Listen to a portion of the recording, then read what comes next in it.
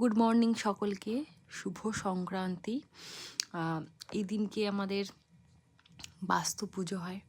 তো আগে গোপালকে সেবা দিয়ে তারপরে আমাদের বাড়ির বাইরেটাতে যেটুকুনি জায়গা আছে, তো আমাদের তো মানে শহর এলাকায় সবাই জানেন যে সবই এখন মানে ঘেরা আর কি, এরম গ্রামের মতো তো আর খোলামেলা জায়গা থাকে না, তো সেপারেট করা থাকে। তো সেইটুকুনি জায়গার মধ্যেই আমাদের প্রতি বছর বাস্তু পুজো হয়।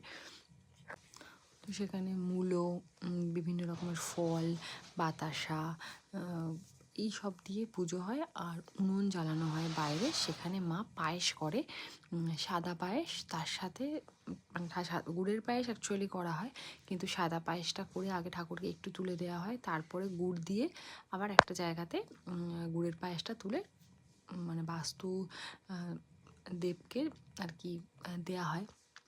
তারপরে ব্রাহ্মণ পুজো করেন, পুজো করে এই পায়েসটার আর এই ফলমূলগুলো আমরা সবাইকে মানে সবাই মিলে খাওয়া দাওয়া করি। আর যে ঘট আর মূলতে পুজো করা হয় সেগুলো জলে দিয়ে দেওয়া হয়।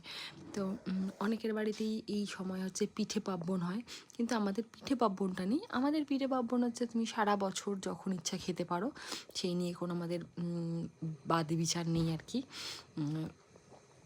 তো এইভাবেই হয়, আমাদের দিনটা এইভাবেই কাটে। আর আপনাদের বাড়িতে কার কার বাড়িতে কত ভালো ভালো পিঠে হলো, কি হলো না হলো, সেই ভিডিওগুলো দিন।